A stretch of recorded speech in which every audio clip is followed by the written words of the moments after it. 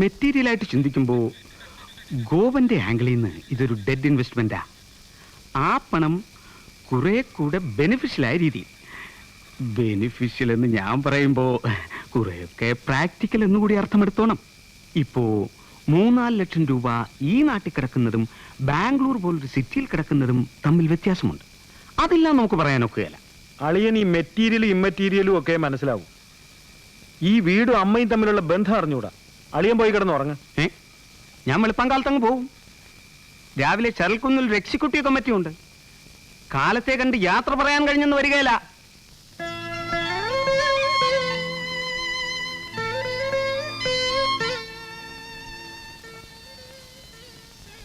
ഈ മുറി കിടന്ന് ചാകണം. ചത്ത് കഴിഞ്ഞിട്ടും ഈ കട്ടിലെ കുറച്ചു നേരം ഒന്ന് കിടക്കണം. ഈ പറമ്പിൽ തന്നെ ദഹിപ്പിക്കണം. ഇങ്ങനെ 3 ആശയുണ്ട് എനിക്ക്. അമ്മയുടെ ആശ പോലെ എല്ലാം നടക്കും. ലൈറ്റ് അണച്ചേക്കട്ടെ അമ്മേ. ആ, അവൻ ഇത് മനസ്സിനെന്തോ ചാഞ്ചല്യം കേറിയതാ. പക്ഷെ അവൻ ഉദ്ദേശിക്കുന്നത് പോലല്ല. അവനിവിടം അങ്ങനെ അങ്ങ് വിൽക്കാനൊന്നും ഒക്കത്തില്ല.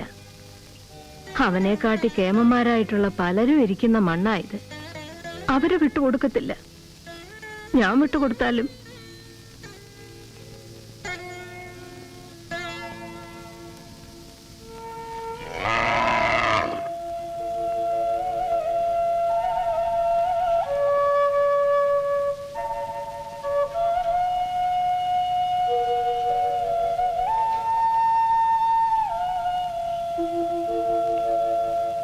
കുട്ടികളുടെ പഠിത്തം എന്ന് പറയുന്ന ഒരൊറ്റ പോയിന്റ് എനിക്കിതിൽ മനസ്സിലാവുന്നതായിട്ടുള്ളൂ. അത് നിങ്ങളുടെ ഒരു ആവശ്യം തന്നെ, സമ്മതിച്ചു. മറ്റേ പറയുന്നൊക്കെ വെറും ബുൾഷിറ്റാ. ചേച്ചിക്ക് എങ്ങനെ തോന്നും? ഇവിടെ ഇരുന്ന് നോക്കുമ്പോ എന്താ കുഴപ്പം? 2 പേരും ഗൾഫിൽ കാശുമായിരുന്നു. ഞങ്ങൾക്കറിയാം അവിടെ ഞങ്ങളുടെ ടെൻഷനും പേടി. എപ്പോഴാ അവിടുന്ന് പൊയ്ക്കോളാൻ പറയുന്നതെന്ന് അറിയാതെയാ ഓരോ ദിവസവും എണ്ണി വിടുന്നത്. ഇപ്പോഴെന്തെങ്കിലും ഉണ്ടാക്കിയിട്ടാ വരുമ്പോ അതെങ്കിലും കാണും. അയ്യോ, അതിലെന്തെങ്കിലും ജലസ്യോ പ്രശ്നമോ എന്നുള്ളതുകൊണ്ട് പറയുന്നതല്ല. അങ്ങനൊന്നും പറഞ്ഞാളേല്ലേ. ഉള്ളത് പറഞ്ഞാൽ നമ്മൾ ആരും ഇവിടെ ഒന്ന് സെറ്റിൽ ചെയ്യാനൊന്നും പോകുന്നില്ല.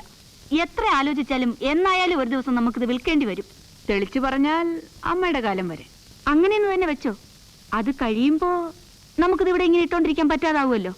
ആവും. പക്ഷെ അതുവരെ ഒന്ന് ക്ഷമിക്കായിരുന്നു.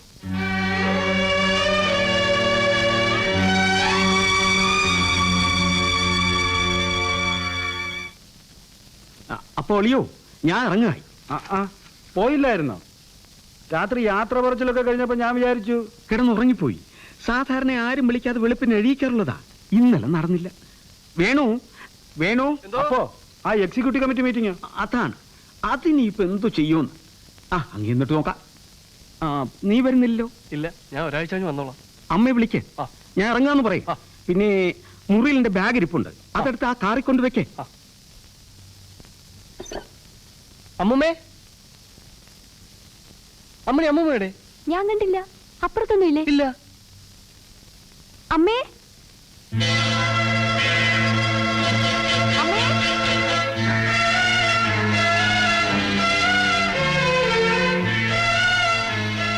അമ്മയെ കണ്ടോ ചേച്ചി? ഇല്ല. അപ്പുറത്തൊന്നും കാണുന്നില്ല.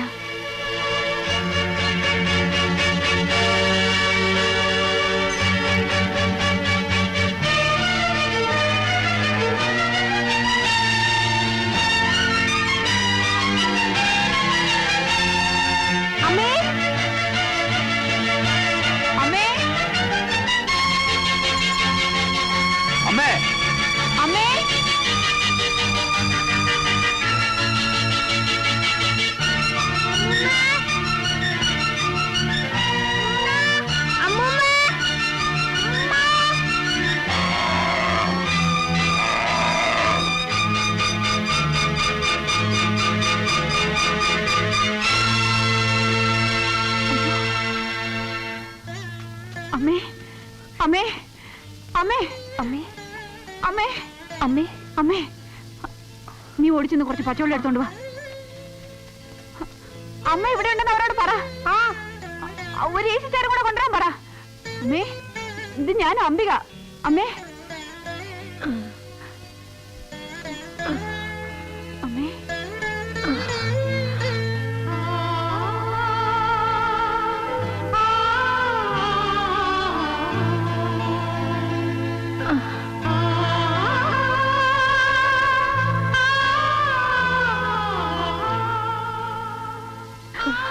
എണീക്കണ്ട, അമ്മ ഇരുന്നോ. ഇല്ല, സാരമില്ല. എനിക്കിവിടെ വന്നപ്പോ ഒരു തലച്ചുറ്റൽ പോലെ. അമ്മ എന്തിനാ ഇപ്പൊ ഇങ്ങോട്ട് പോകുന്നത്? ഇടയ്ക്കിടയ്ക്ക് വരുന്നത് പോലെ ചുമ്മാ വന്നതാ. എന്റെ കാര്യങ്ങൾ ഞാൻ അങ്ങോട്ട് പറഞ്ഞുകൊണ്ടിരുന്നപ്പോ നാരായണൻകുട്ടിയുടെ അച്ഛന്റെ ശബ്ദം ഞാൻ കേട്ടു. ആളും നേരെ മുമ്പിൽ വന്നു നിന്ന പോലെ എനിക്ക് തോന്നി. പിന്നൊന്നും ഓർമ്മയില്ല. ചുമ്മാ മനസ്സിന്റെ ഓരോ തോന്നലുകളെ അമ്മ അതൊക്കെ. അങ്ങനെയൊന്നും ആരും വരികയൊന്നുമില്ല. ഇല്ല, ഇല്ലാന്നൊക്കെയുള്ള കാര്യം എനിക്കും അറിയാം.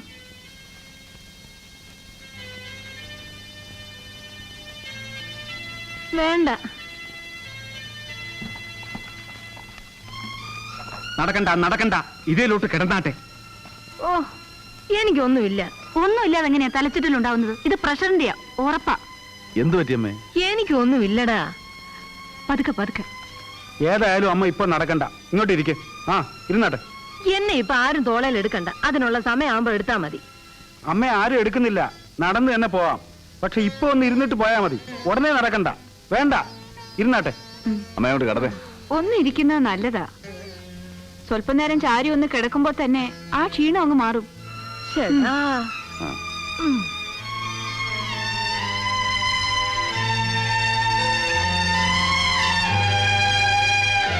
ആ, കുട്ടിയുടെ എല്ലാം പൊയ്ക്കോളാം. ആരും ഇവിടെ നിക്കണ്ട. അമ്മൂമ്മ അങ്ങ് വരും. അവിടെ പോയി നിന്നേ, ചെല്ല്. ഞാൻ പറയുമ്പോ ആർക്കും അതൊരു വിലയില്ല. അമ്മയ്ക്കൊരു കംപ്ലീറ്റ് ചെക്കപ്പ് ആവശ്യമാണ്. BP, ഷുഗറും ഹാർട്ടും എല്ലാം ഒന്ന് നോക്കിക്കണം. ഇപ്പൊ തന്നെ ഡോക്ടർക്ക് ഒന്ന് ഫോൺ ചെയ്യേ. ഒന്നും വേണ്ട, എല്ലാരും കൂടെ പറഞ്ഞു പറഞ്ഞെന്നെ കിടപ്പിലാക്കാതിരുന്നാ മതി. മതിയിരുന്നത്.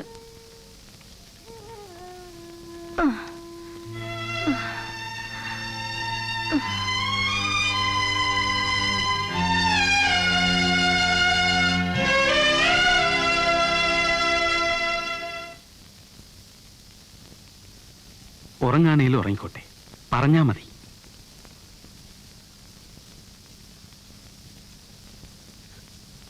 കിടന്നോണ്ടാട്ടെ.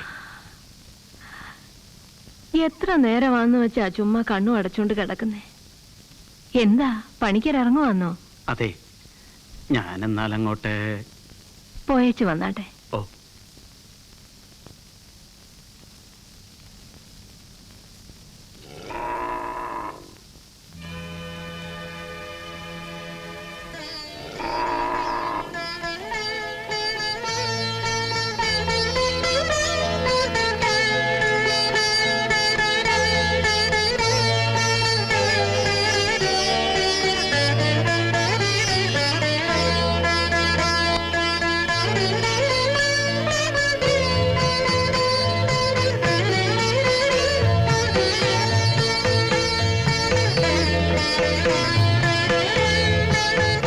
എനിക്കൊന്നും പറ്റിയില്ലടി.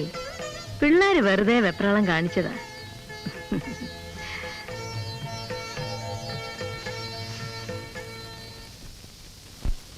എന്നെ കൊണ്ട് സാധ്യമല്ല ഇനി അമ്മയോട് കാര്യം പറയാൻ. അമ്മ ഇങ്ങോട്ട് എന്തെങ്കിലും തീരുമാനം പറയുന്നവരെ ഇനി ഈ ടോപ്പിക് എടുത്തിരുന്നത് ചീപ്പാ. ദിവസങ്ങൾ പോകുന്നു. ലീവ് തീരാറായിട്ട് പിന്നെ ഇരുന്ന് പറഞ്ഞിട്ട് കാര്യമില്ല. ഞാൻ പറയുമ്പം എല്ലാരും അത് വേറൊരു സെൻസിലെടുക്കും. നീ ഒന്നും പറയണ്ട. ഞാൻ പറയുന്നില്ല, പക്ഷെ ആരെങ്കിലും ചോദിക്കാതെ എങ്ങനെയാ അമ്മയുടെ തീരുമാനം എന്താണെന്ന് അറിയുന്നേ? അങ്ങനെ ഇപ്പൊ അറിയണ്ടെന്നാ പറഞ്ഞത്. അവിടെ ഇരുന്ന് ഒന്ന് പറയും, ഇവിടെ വരുമ്പോ വേറൊന്ന് പറയും. ഇതാ എനിക്ക് പിടിക്കാത്തത്. എന്താ ഒന്നുമില്ല, പറഞ്ഞതെങ്കിൽ തിരിച്ചെടുത്തു.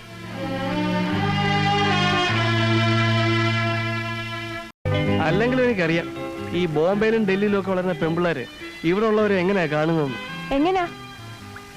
നിങ്ങളുടെ വിചാരം ഞങ്ങളൊക്കെ വെറും കിഴങ്ങന്മാരാണെന്ന്. എന്ന് പറഞ്ഞാൽ എന്ത് പറഞ്ഞാലും വിശ്വസിച്ചോളും, എന്ത് കാണിച്ചാലും അന്തം വിട്ടെന്ന് കണ്ടോളും, എന്ത് പ്രോമിസ് വേണമെങ്കിലും കൊടുക്കാം. ഞാൻ ആർക്കെങ്കിലും പ്രോമിസ് കൊടുത്തിട്ടുണ്ടെങ്കിൽ കീപ്പപ്പ് ചെയ്തിട്ടുണ്ട്. എങ്കിൽ എന്നോട് പറഞ്ഞത് എന്ത് പറഞ്ഞു? എനിക്ക് എന്തോന്നും തരാന്ന് പറഞ്ഞത്. തരാന്ന് പറഞ്ഞിട്ടുണ്ടെങ്കിൽ തരും. പോവാൻ റെഡിയായിട്ട് ലഗേജ് എല്ലാം എടുത്ത് കാറിൽ കയറ്റിയതിന് ശേഷമായിരിക്കും എല്ലാവരുടെയും മുൻപിൽ വെച്ച്. ഞാൻ അങ്ങനെയൊന്നും ചെയ്യത്തില്ല. വേണിച്ചേട്ടന് നാളെ ഇവിടെ ജീവിക്കേണ്ടതല്ലേ? ദേ, ഈ എന്ത് പറഞ്ഞാലും തമാശാക്കി മാറ്റി ആളെ ഫോളോക്കുന്ന ഇടപാടുണ്ടല്ലോ, അതിന് എന്നോട് വേണ്ട. തരാൻ ഉദ്ദേശമുണ്ടെങ്കിൽ ഇപ്പൊ ഞാൻ എടുത്തോളാം. അയ്യോ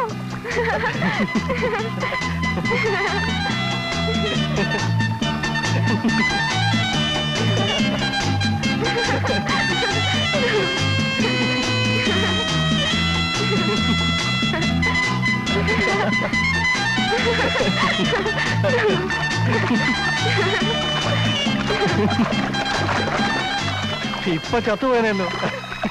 മിണ്ടണ്ട മിണ്ടണ്ട എന്നോട്. ഷീനു, നീ നമ്മളൊന്ന് സംസാരിക്കണ്ട. ഷീനു, എന്നോട് മിണ്ടാൻ വരെന്ന് പറഞ്ഞില്ലേ? I hate you. You are A beast. എന്താ ഷീനു ഇത്? I hate you. I hate you. I hate you.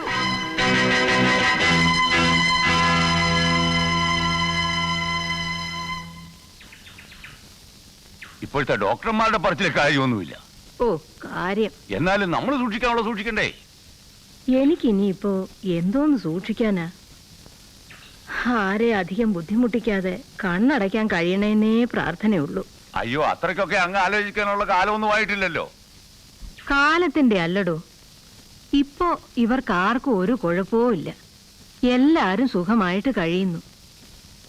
നാളെ ഇവർക്ക് ആർക്കെങ്കിലും എന്തെങ്കിലും ഒരു കുഴപ്പം ഉണ്ടായാല് അതും കൂടെ കാണാൻ കിടക്കേണ്ടി വന്നാലത്തെ സ്ഥിതി. ഓ, എന്തോന്ന് കുഴപ്പം വരാനാ? അതൊന്നും പറയാനൊക്കത്തില്ലല്ലോ. അങ്ങനൊരവസ്ഥയിൽ പോകുന്നതിനേക്കാൾ നല്ലത് എല്ലാരും സന്തോഷമായിട്ട് കണ്ടങ്ങ് പോവുക. വരുന്നേ.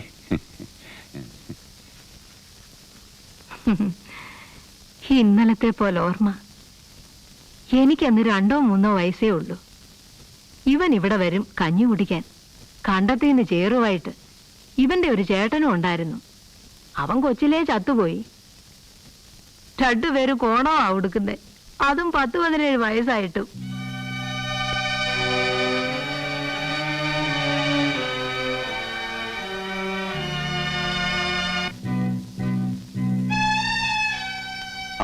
അപ്പൊ പറഞ്ഞ പോലെ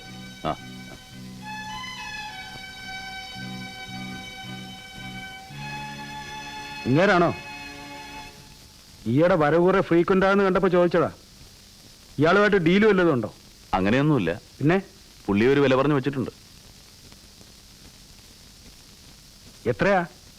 കഴിഞ്ഞ വെക്കേഷൻ വന്നപ്പോ അയാളൊരു വില പറഞ്ഞതാ. ഞാൻ 4.25 ചോദിച്ചു. അയാൾ 3.5 സമ്മതിച്ചു. 3.5 ലക്ഷം രൂപയൊക്കെ ഈ കുഞ്ഞിൻ്റെ ഇരിക്കുന്ന അന്നില്ലായിരുന്നു. അതുകൊണ്ട് പുള്ളി 1 വർഷം അവധി ചോദിച്ചു. മക്കള് 3 ഗൾഫിൽ പോയി കിടക്കല്ലേ. ഇപ്പൊ കാശ് റെഡിയാ. എനിക്കിപ്പോ 3 കിട്ടിയാൽ എന്റെ കാര്യം നടക്കും. ബാക്കി 50,000 രൂപ പിന്നെ കുറച്ച് കൊല്ലം കൂടെ ഇട്ട് അമ്മയുടെ പേർക്ക് തന്നെ ഒരു ഫിക്സഡ് ഡെപ്പോസിറ്റ് ഇടാന്നാ ഞാൻ വിചാരിക്കുന്നത്. അപ്പോ ഇനി എഴുതിയാ മാത്രം മതി എന്ന് വെച്ചാ അയാളുടെ പൈസ റെഡിയാ? നിനക്ക് ഓർമ്മയുണ്ടോന്ന് അറിയത്തില്ല. ഈ മനുഷ്യൻ ഈ മുറ്റം കടന്ന് ഈ വീട്ടിനുള്ളിലേക്ക് കാലെടുത്ത് വെക്കാൻ തുടങ്ങിയത് ഈ അടുത്ത കാലത്താ. അതുവരെ ദാ അവിടെ നിൽക്കേയുള്ളൂ. കഞ്ഞി കൊടുത്തിരുന്നത് പോലും തിണ്ണക്കിരുത്തിയിട്ടല്ലായിരുന്നു. അതൊക്കെ പറഞ്ഞുകൊണ്ടിരിക്കാം. ഇന്നിപ്പോ ഈ നാട്ടിൽ 4-5 ലക്ഷത്തിന്റെ ഒരു ഇടപാട് നടത്താൻ അയാളേ ഉള്ളൂ.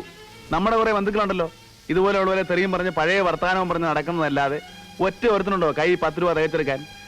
ഉണ്ടായിരുന്ന പൈസ കുറച്ച് കുറഞ്ഞാലും തിരക്കേടില്ല. ഞാൻ അവർക്ക് ആർക്കെങ്കിലും കൊടുത്തേക്കായിരുന്നു. അവർക്കാർക്കും വീടിന്റെ ആവശ്യവും ഇല്ല. അവർക്കൊക്കെ കാശേ ഉള്ളൂ ഇല്ലാത്തത്. പക്ഷെ കേറി കിടക്കാൻ വീടുണ്ട്, കാശില്ല. അത് നീ പറഞ്ഞത് നേരാ.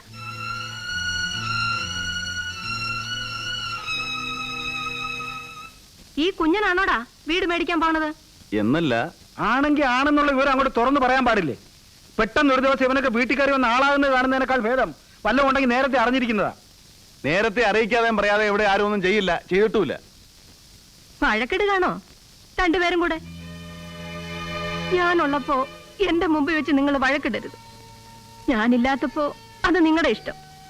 എനിക്ക് കാണണ്ടല്ലോ. എന്തോന്നാ മോളേത്? എന്താ അവിടുത്തെ പേര്? ശരണാലയം. ഞാൻ അങ്ങോട്ട് മാറുക. അങ്ങനെ ഒരു തീരുമാനം എടുക്കാൻ വരട്ടെ. വീട് കൊടുക്കേണ്ടവർ കൊടുത്തോട്ടെ. അമ്മയെ ഞങ്ങൾ കൂടെ കൊണ്ടുപോവാ. അത് ഞാൻ പറഞ്ഞല്ലോ. വേണ്ട. ഇനി ഇതും പറഞ്ഞ് ഇവിടെ ഒരു ഒച്ചയും ബഹളം ഉണ്ടാകണ്ട. കഴിഞ്ഞ കുറെ ദിവസമായിട്ട് ഈ വീട്ടിനകത്ത് നിങ്ങൾ എല്ലാവരും ഞാൻ അറിയുന്നില്ല എന്ന് വിചാരിച്ച് അങ്ങോട്ടും ഇങ്ങോട്ടും മുറുമുറത്തോണ്ട് നിൽക്കുക. എനിക്കെല്ലാം അറിയാം. ഇതിന് ഞാൻ എന്താ മറുപടി പറയുന്നതെന്ന് അറിയാൻ വേണ്ടിയിട്ടാ നിങ്ങളെല്ലാവരും സത്യത്തെ ഇപ്പൊ ഇവിടെ നിൽക്കുന്നത്. അല്ലെങ്കിൽ പിറന്നാളിന്റെ പിറ്റേന്ന് തന്നെ സ്ഥലം വിട്ടേനെ. അതും എനിക്കറിയാം. ഇനി നിങ്ങളെ അങ്ങനെ നിർത്തുന്നത് ശരിയല്ല.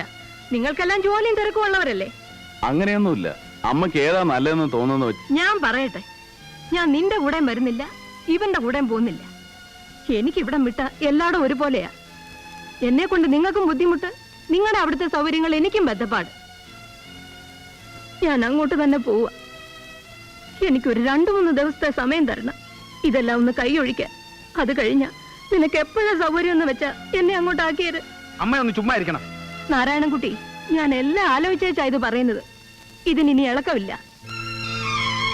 കൊച്ചുങ്ങളുടെ പഠിത്തവ എല്ലാറ്റിലും വലുത്. നിങ്ങളും നിങ്ങളുടെ കൊച്ചുങ്ങളും നന്നായിരുന്ന ഈ വീട് നന്നായി. കുടുംബത്തിന്റെ പേര് കിടക്കും. ഇല്ലല്ലോ, വീടുമില്ല, പേരുമില്ല. ഇതൊരു പഴയ കെട്ടിടം. പിന്നെ എന്റെ സൗകര്യം ആർക്കറിയാം? ചിലപ്പോ അവിടെ ആയിരിക്കും കുറെ കൂടെ സുഖം. ചെന്ന് നിന്നാലല്ലേ അറിയാൻ പറ്റൂ. ഓ, നിന്നാലും ഇനി എത്ര കാലം നിൽക്കാനാ? പക്ഷെ ഒരു കാര്യം, മേലാൽ ഈ വീട്ടിൽ ഇതിനെപ്പറ്റി ഒരു സംസാരം കേട്ടു പോകരുത്. ഞാൻ പോകുന്നത് വരെ.